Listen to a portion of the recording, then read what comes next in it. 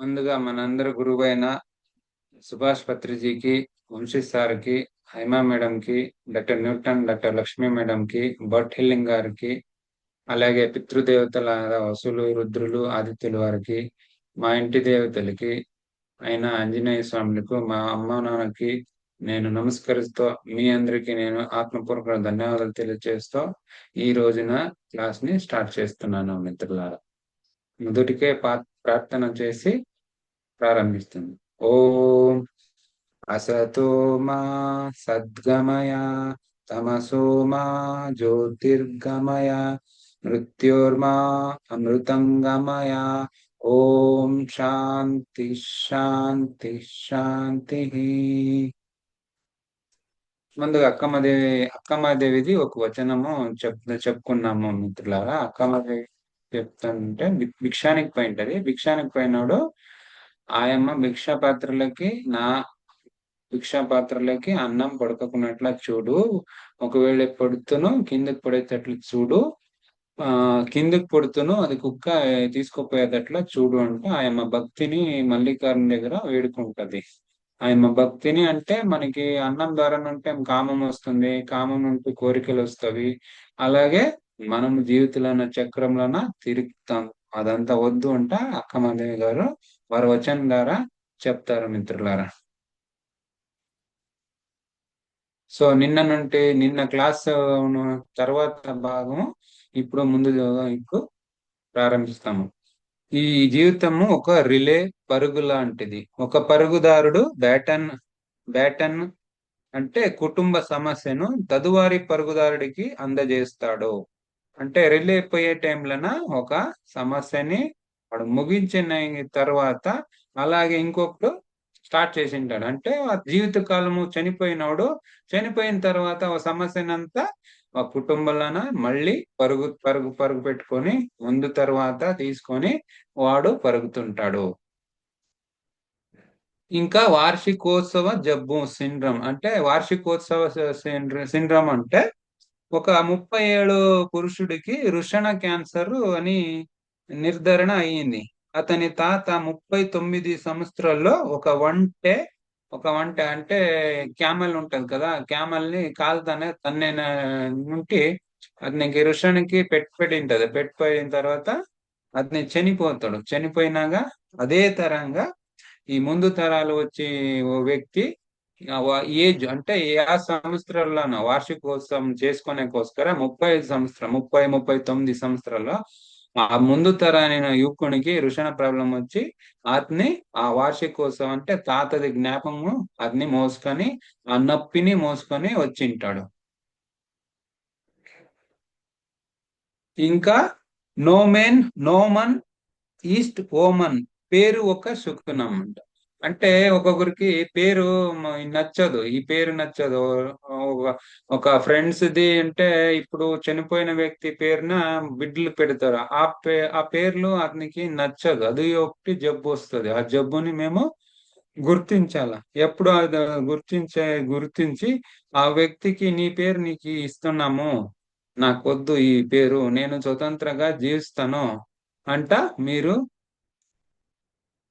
ఆ వ్యక్తికి చెప్పాలి. దీన్నే పేరు ఒక జబ్బు అంట చెప్తారు. ఇంకా అన్స్పోకన్ అండ్ రిపీటెడ్ చెప్పని మరియు అణిచివేసిన ఘటనలు. కుటుంబాలన చూడండి, ఒక కుటుంబాలన తండ్రి ఏం చేస్తాడు, ఒక చిన్న పాపని ఆ ఇది బలాత్కారం చేసినోడు ఇంకో ఉన్న పెద్ద పాపని పెద్ద పిల్లోడని చూస్తున్నాడు. వారి ఇంట్లో కుటుంబాలను పరుగు పోతుందంట. వారు ఎవరికి చెప్పకున్నట్ల అలాగే దాచిపెడతారు. వారు దాచిపెట్టిన గాయము మళ్ళీ మందు తరవంగి మోసుకొని వస్తారు.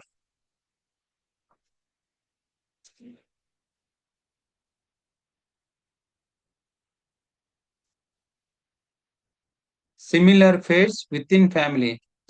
థర్డ్ జనరేషన్ ఏ డ్రెస్సర్.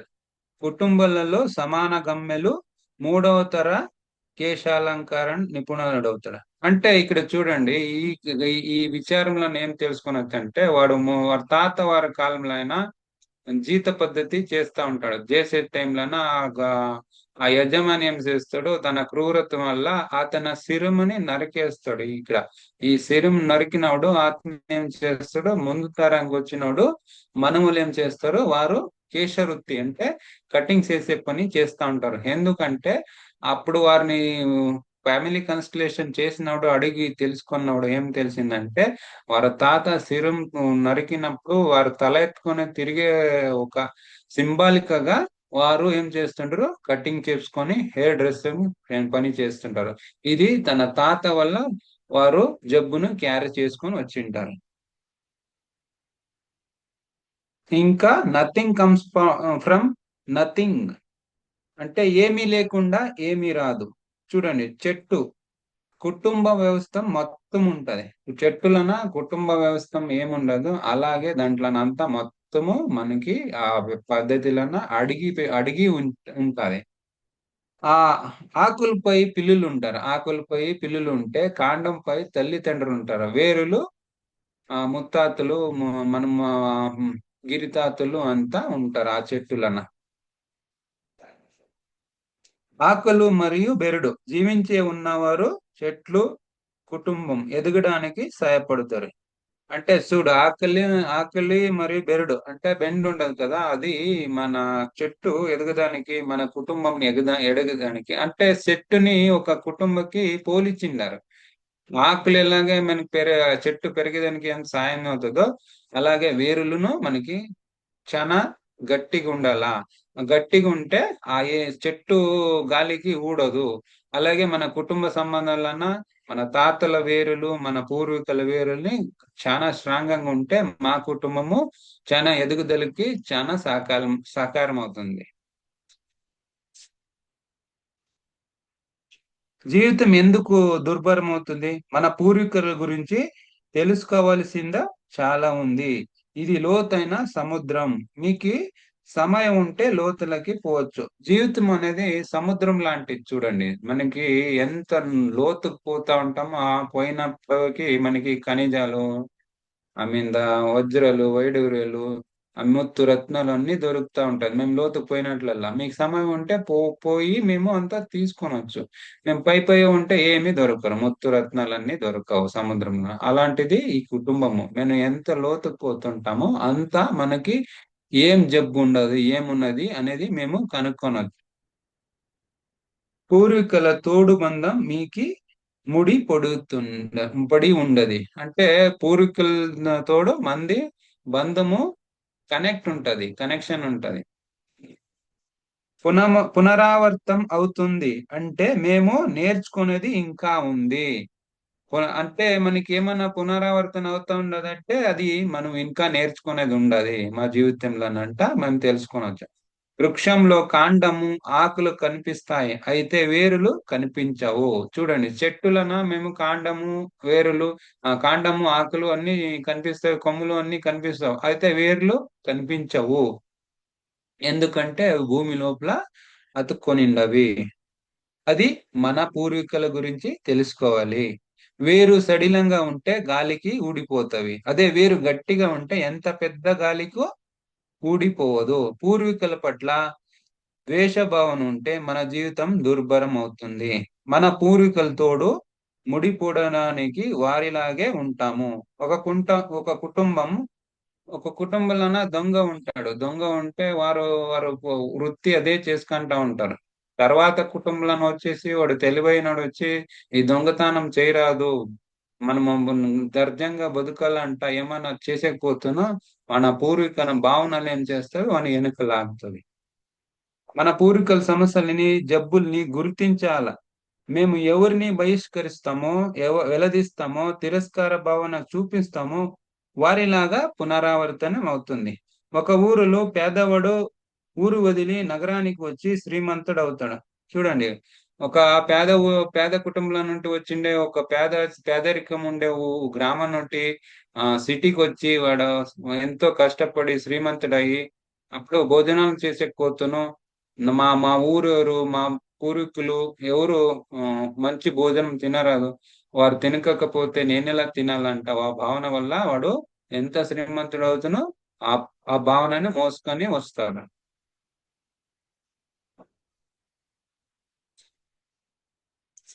మన పూర్వీకులాగా భావితర పిల్లలు జూజుకోరుడు అవుతాడు. అంటే చూడండి, వారు ఎంత సంపాదించి ఏమన్నా పెట్టింటారు. ఆ వారు తండ్రి పట్లని తాతని పట్ల ఏమన్నా వారికి ఆ బాణాలను మోసుకొని వస్తున్నాడు. ఏమన్నా వారి పూర్వీకులను ఏమన్నా ఆర్థిక ఇబ్బందులు ఏమన్నా జరిగింటే ఆ ఇబ్బందుల వల్ల మన తర్వాత వచ్చే పిల్లలు జూజుకోరుడు అంటే ఇస్పిట్లాడేది, మీద ఆ రేస్ ఆడేది, ఇలాంటి భావనలన్నీ మోసుకొని వచ్చేస్తారు పిల్లలు. తర్వాత ఎవరిదైనా డబ్బు ఎగ్గొట్టింటారు. ఆ ఎగ్గొట్టిండేదిని తర్వాత పిల్లలు మోసుకొని వస్తారు. తర్వాత పిల్లలు ఏం చేస్తారో, వారు ఎంత సంపాదించిందంతా ఒకే క్షణంలోన లాటరీ టికెట్ దానికి దీనికి ఎంత ఖర్చు చేసేసి, వారు సంపాదించిందంతా మొత్తము ఖర్చు చేసి మళ్ళీ పేదరికతనంకి వస్తారు. డబ్బు సంపాదించే మార్గం ధర్మ మార్గం నుండి ఉండాలి. భోజనం తినేవారిలో ఒక పూట తినేవాడు యోగి అవుతాడు. అంటే చూడండి, మేము భోజనం చేస్తాము. భోజనం చేసినాడు ఒక పూట తినేవాడు యోగి అవుతాడు, రెండు పూట్లలో భోగి అవుతాడు, మూడు పూట్లు తినేవాడు రోగి అవుతాడు. దీన్ని మేము పూర్వకాలం నుండి రూఢి చేసుకొని రావాల. ఇప్పుడేం చేస్తాడు, ఎప్పుడంటే అట్టే తింటా ఉంటాం. 6 గంటలు అవుతా 6 గంటలు, 7 గంటలు అవుతా 7 గంటలు, 3 గంటలు అవుతా 3 గంటలు, రాత్రిను తింటా ఉంటారు, పొద్దున తింటారు, ఎప్పుడు తింటా ఉంటారు. తినికి తిని తిని తిని జబ్బులు తీసుకొని వస్తారు. ఆ మీద హాస్పిటల్ దగ్గర నిల్చుకుంటారు. అది మనము అలవాటు చేసుకోనలా. పూర్వీకులు ఏమంటే పొద్దున ఒక పూట, సాయంత్రం 5 గంటల లోపలే భోజనం చేసేవారు. ఈ సాయంత్రం తర్వాత చేసే 7 గంటల తర్వాత చేసే భోజనము అది జీర్ణం కాదు. జీర్ణం ఎందుకు కాదంటే మన ఇంటర్నల్ బాడీలోన ఒక సిస్టమ్ ఉంటది. అంటే మేము ఇప్పుడు చేస్తాం చూడు, వంట చేసినాడు 7 గంటలు వంట చేస్తున్నాం, అంతా అంట్లన్నీ తోముకుంటాం. తోముకొని తర్వాత మేము మళ్ళీ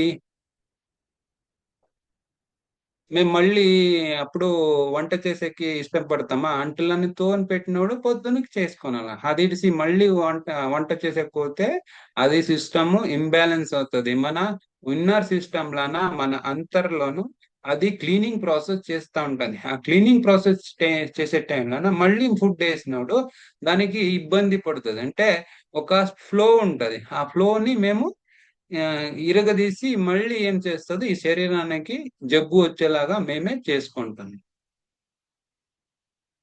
ఉండే దాంట్లో ఆనందంగా జీవించండి. 10 రూపాయలు సంపాదిస్తే 1 రూపాయిని దానంగా వేయండి. 1 రూపాయి ప్రకృతికి మీరు ఖర్చు పెట్టండి. అప్పుడే దైవం మీకు ఆశీర్వాదం ఇస్తుంది. మీ కర్మాలన్నీ తీరుతాయి. దేవస్థానంలో ఉండేవారు దేవుడు సొమ్ము దోచేవారు సంఘంలో ఉండి సంఘం డబ్బు దోచెన్నుతున్నారు. ఇది మహాపాపం, విశ్వానికి చేసే ద్రోహం. తర్వాత మీ తర్వాత భావితరాలు దాన్ని మోసుకొని వస్తారు. చూడండి, మా దేవస్థానంలో ధర్మదర్శులు ఉంటారు. ధర్మదర్శులు అయినోడు ధర్మ కార్యం చెయ్యాల. ఒక పేదవాడు ఒక ఎవరే ఇచ్చిన ఆ డబ్బుని మేము వారి అన్నదానం చేసి అదంతా చేసుకొని తీసుకున్నాను. 1 రూపాయి తీసుకుంటాను, దాని 1000 రూపాయలు అతనికి ఖర్చు పెట్టాల. ఈ టైంలోన అతనికి ఏమి ప్రాబ్లం వచ్చేలేదు. తర్వాత పిల్లలు వచ్చే తరాలు అప్పుడు బాధపడుతుంటారు. అలాగే మన సంఘం ఉండదు. ఈ సంఘంకి ఏమని చేసే టైంలోన ఇప్పుడు చూడండి, మన వంశీ సార్ చేస్తా ఉంటారు ఒక ధర్మ కార్యము. అప్పుడు మేము డబ్బులు ఇస్తాము. వారు ఎంత నిష్టగా శ్రద్ధగా చేస్తారు. నేను ఇప్పుడు స- నెల్లూరు సాయి తపోనికి పోయినాడు. ఆ గురువు గారు ఏం చేస్తారు, తన పిల్లల్ని చూసుకోకున్నట్లా మమ్మల్ని తమ పిల్లలు లాంటి చూసుకొని ఎంత అక్కరంగా జాగ్రత్తగా చూసుకొని వారు చేస్తారు. మేము ఆ ధర్మ కార్యంకి మేము ఎంతైనా వీలైతేనే సహాయం చేయాలి. అలాంటి చేసే టైంలోన ఎవరో ఒకరు చేసి దాన్ని దోచుకొని తింటే దాని 1000 రూపంగా వారు ఇబ్బంది కలుగుతుంది. ఎప్పుడు అది విశ్వానికి చేసే ద్రోహం అవుతుంది. ఎప్పుడు అలాంటి పనులు చేయరాదు మిత్రులారా.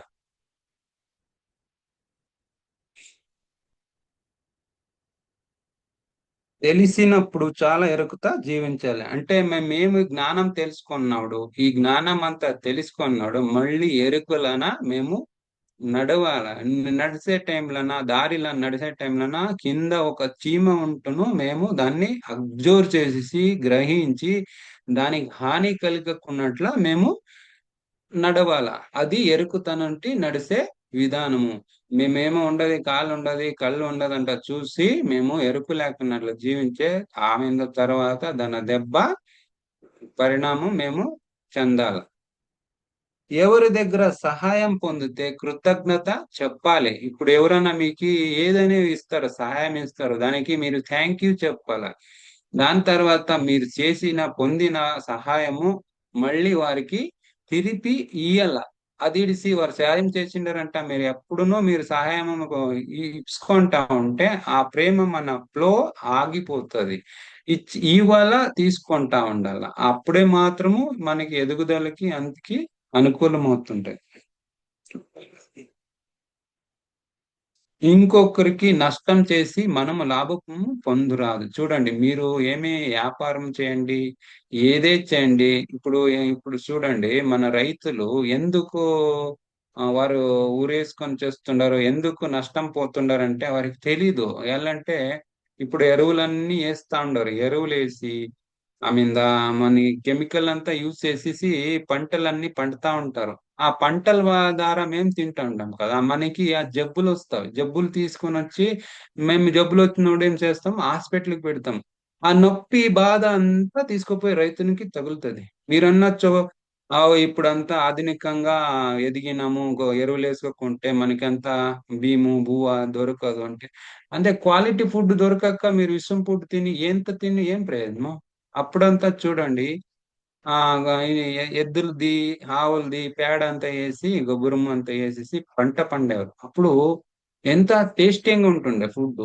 నేనే ఆ పద్ధతి నుండి నేను నైసర్గిక కృషి పద్ధతి నుండి నేను పండినను. ఒక ముక్కాలు ఎకరికి 35 తిత్తులు బియ్యము నేను పండినాను. ఎందుకంటే నేచురల్ పద్ధతి నుండి పండిన బువ్వ చాలా బరీ ఖాళీ పువ్వు తింటే చాలు అంత టేస్టీగా ఉంటది. ఇప్పుడు బరే ఇప్పుడు సాంబార్ లేదు, పల్లెం లేదు అంటే దాన్ని తినేకేయలేదు. ఎందుకంటే దాంట్లో కంటెంట్ ఉండలేదు. మీరు ఎంత తింటే ఏం ప్రయోజనం? కొద్దిగా తింటును స్వాదంగా తినాల. అలాంటి నష్టము వ్యాపారంలోనే అయ్యాగా. ఒకరిని మోసం చేసి మీరు ఏమే చేసి ఒక్క రూపాయిని మోసం చేసి మీరు సంపాదించింటే అది దెబ్బ మాత్రం మీ పిల్లలకి మీ భావితరాలకి మోసుకొని వస్తారు మిత్రులారా. దానికే మేము ఎప్పుడు ధర్మ మార్గంగా ఎంత కావాలో అంతే మనం తీసుకోండి. ఒకరు మోసం చేసి తీసుకునే పద్ధతి చెయ్యొద్దండి. తర్వాత ఒక కుటుంబంలో ఒక స్త్రీ బలాత్కారం చేసి చంపిస్తే భావితరాల వస్తది. చూడండి, ఒక భర్త ఒక స్త్రీని బలాత్కారం చేసి చంపేస్తే ఆ భావనలు అంటే బలాత్కారం చేసిన భావనలు, అతని భావనలు, మళ్ళీ బాధింపబడే ఆ స్త్రీ భావనలు ఇద్దరును మన భావితరాల కుటుంబాలన పిల్లల ద్వారా పుట్టి మళ్ళీ వారి కుటుంబాలన వచ్చి వారికి బాధం పెడతారు. ఇక్కడ బాధపడేవారు, బాధన పెట్టినవారు భావనలో మోసుకొని ఇద్దరు వస్తారు. ఇద్దరు వచ్చి వారు కుటుంబాలన కుటుంబాలను ఇబ్బంది కలిగిస్తారు. ఎప్పుడు ఇబ్బంది కలిగిస్తారు అనేది అది మనకి తెలియదు. అది మనకి ఎలా తెలియదు, ఎలా ఇబ్బంది కలిగిస్తారంట. అది యూనివర్స్ ఏం చేస్తది, ఇద్దరిని సమానంగా చూస్తది. బాధ పెట్టినవారిని, బాధ అయినోరిని ఇద్దరిని సమానంగా యూనివర్స్ తక్కడిలాన వేసుకుంటది. ఒక వైపు ఏమంటే ఒక బాధితుడు నొప్పి పడతాడు, తర్వాత బాధ పెట్టిన తర్వాత ఇది చక్రం ఇలాగే తిరుగుతా ఉంటది. ఇది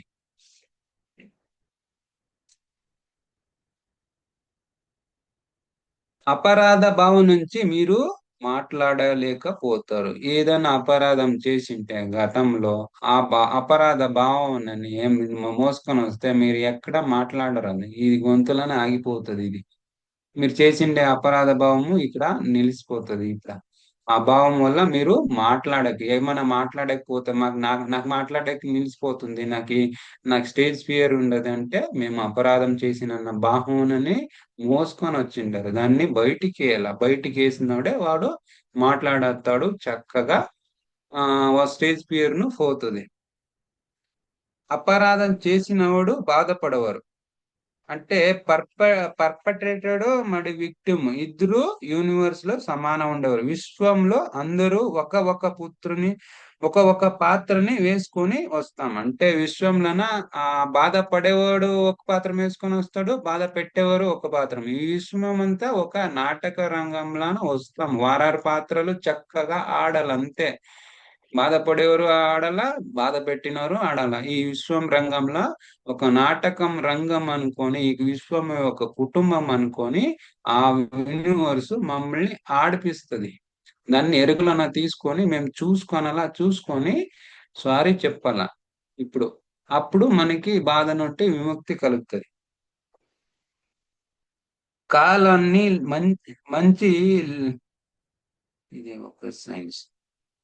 ఒక తరం నుంచి ఇంకొక తరానికి స్వస్థత చేకూరవాలి. దీని ట్రాన్స్ జనరేషనల్ థెరపీ అనేవారు. అంటే ఒక్క వెనక తరం నుండి వచ్చిండే తరం నుండి జబ్బులని ఏమైనా ఈ తర్వాత వచ్చే తరావు అది జబ్బుని హీల్ చేసుకుండాలి. దాన్నే ట్రాన్స్ జనరేషనల్ హీలింగ్ థెరపీ అంట చెప్తారు.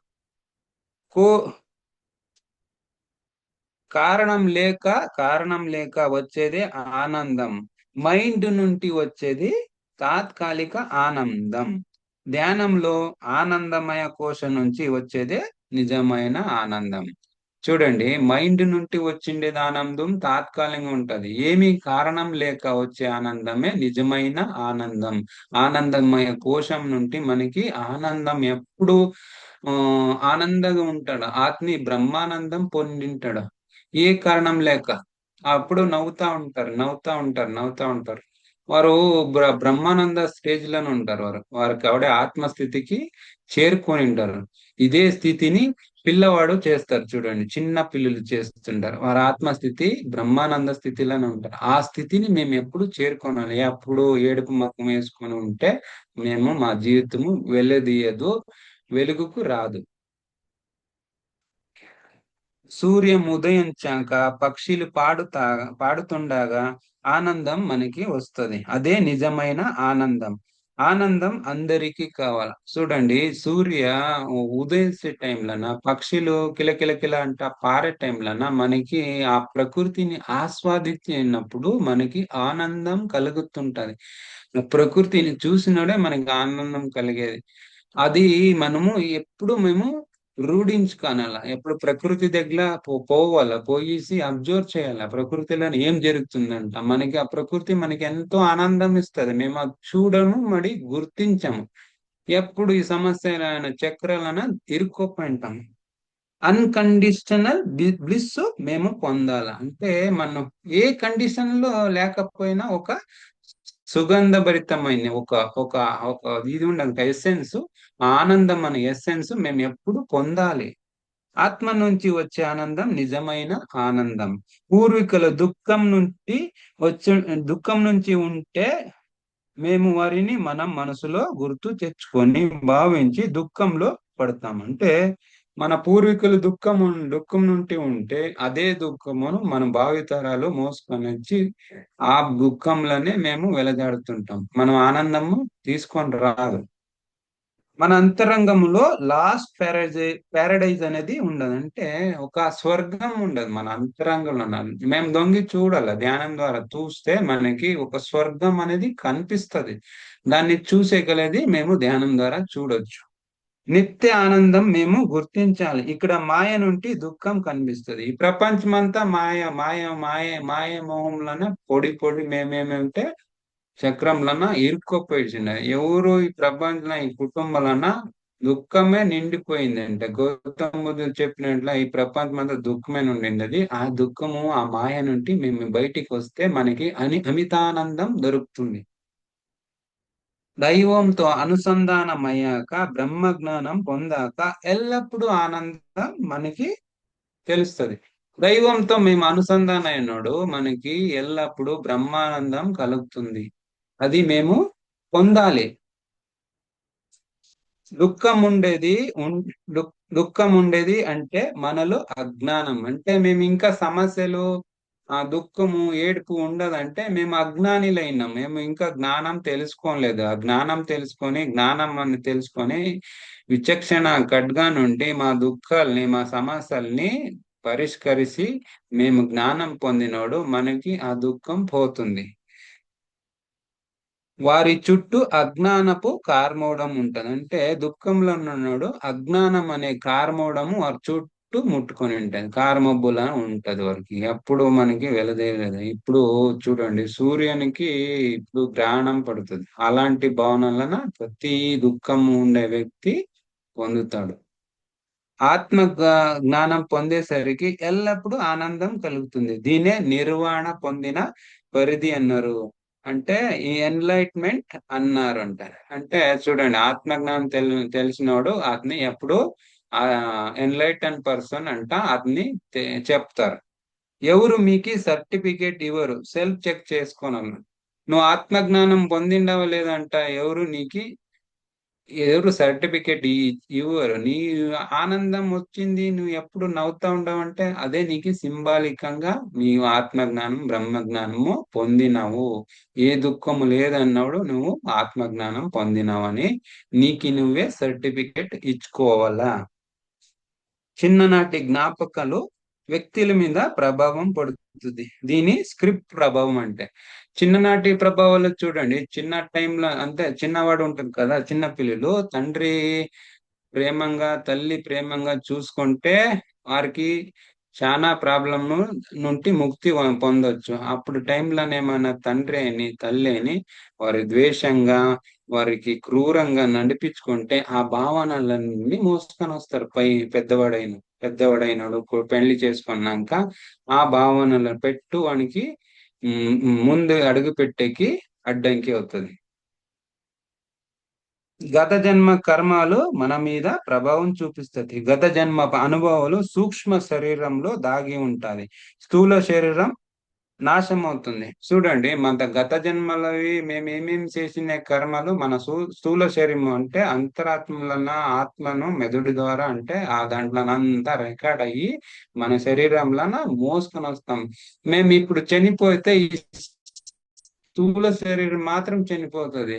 అవుతే ఈ జ్ఞాపకాలు ఈ కర్మలు అన్ని రికార్డ్ అయ్యి మళ్ళీ జన్మని తీసుకునే ఆ ఆ వ్యక్తితో ముడిపడి మళ్ళీ మళ్ళీ ఆ చక్రం నుండి పితృలోని కర్మంలోని వచ్చి మనకి ఇబ్బందులు కలిగిస్తాయి. శరీరంలో ఉన్నప్పుడే మేము జీవన్ముక్తి పొందాలి. చూడండి మేము శరీరంని ఏం చేస్తావు ఆశ ఆకాంక్షలు మోహ మద మత్సర్యలో దీంట్లోనే ఇరుక్కొని మేమేం చేస్తాము ఆత్మజ్ఞానం పొందలేక మేము చనిపోతాం. మనం ఈ శరీరం ఉన్నోడే దేవుడి దగ్గర మేము పోవాలి. అది ధ్యానం ద్వారా. ధ్యానం చేస్తున్నాడు అంటే మన శరీరంకి ఎప్పుడు శుద్ధి చేసుకుంటాం. అలాగే మన ఆత్మకి శుద్ధి మనం ధ్యానం ద్వారా తీసుకోవాలి. అప్పుడే మనం దేవునికి దగ్గర చేరగలము. పితృలకి డబ్బుకి ఉన్న సంబంధం చూడండి. డబ్బు కోల్పోయేది పేదరికం ఇది ఎంత పితృల నుండి మేము మోసుకొని వచ్చినే ఒక ప్యాటర్న్. ఏమంటే అందరూ సమృద్ధితోన జీవించాలి అని అనుకుంటారు. ఎందుకు కొందరు పేదవారిగా ఉంటారు? ఎందుకంటే వారు లక్ష్మీదేవిని వారు పూజించరు, అగౌరవపరిచింటారు. వారు ఎందుకు పేదరికతనం ఉంటారంటే వారు డబ్బుని వారు ప్రేమంగా చూడరు. దానికి విలువ ఇయ్యరు. మాది ఇంతే జీవితము, 100 రూపాయలనే బతుకుతున్నాం, 1000 రూపాయలనే బతుకుతున్నాం, థో మా అదో జీవితం అంటే ఎప్పుడు అన్నాడు ఆ లక్ష్మికి అగౌరవపరిచినాడు వారు పేదరికంతోనే ఉంటారు. మేము ఆ లక్ష్మికి గౌరవము ఇయ్యాల, ఎల్లప్పుడూ గౌరవం ఇయ్యాల. ఆ కుటుంబం ఏ కుటుంబంలోనా ఈ స్త్రీని మేము ఏడిపించింటే అంటే కన్నీరు పెట్టితే ఆ కన్నీరు అది ప్రభావము ఆ ఫ్యామిలీ ఉండే యజమానికి తగిలి ఆ ఫ్యామిలీలో ఎదుగుదలకి చాలా ఇబ్బంది. వాడు ఎంత వ్యాపారం చేస్తూ ఏం టెక్నిక్ నుండి వ్యాపారం చేస్తునో ఎంత దున్నుతానో ఆ భూమిని అతనికి పేదరికతనము పోవదు. ఎందుకంటే స్త్రీని గౌరవించక వాడు ఇంకేమి ఆయన ప్రేమంగా ఉండక ఏడుస్తా ఉంటే వాడు ఎలా ఎదుగుతాడు? దానికే మేము స్త్రీలని గౌరవించాలా, డబ్బుని గౌరవించినప్పుడు మేము శ్రీమంతుడు అవుతాం. చూడండి, మీరు అబ్జర్వ్ చేయండి. ఎప్పుడు ఒక సేటులు వారు ఏమంటే డబ్బుని ఎప్పుడు గౌరవిస్తారు, పూజిస్తారు. మేము అది చెయ్యము. ఒక రూ. 100కి విశ్వాసం ఇచ్చినోడు, రూ. 100 ఇచ్చినోడు మేము వారికి గ్రాటిట్యూడ్ చెప్పాలా. రూ. 100 ఇచ్చిండవు, నాకు హెల్ప్ చేసిండప్ప, నీకు ధన్యవాదాలు. అలాగే మీరు ఆ రూ. 100ని మళ్ళీ తిప్పియాల మీరు. మీరేమంటే దాన్ని తీసుకుపోయి వృథా ఖర్చు చేసేసి వాడిని మర్చిపోతారు. ఎప్పుడు మర్చిపోతాడు? ఆ ప్రేమ మన ఫ్లో వచ్చి ఆగిపోతుంది. ఇచ్చి పుచ్చుకునే అది ఆగిపోయినోడు ఏం చేస్తావో ఆ డబ్బు విలువ మీకు తెలియకున్నట్ల దాన్ని గుర్తించేసుకోస్కర మీకు పేదరికతనము వచ్చేస్తది.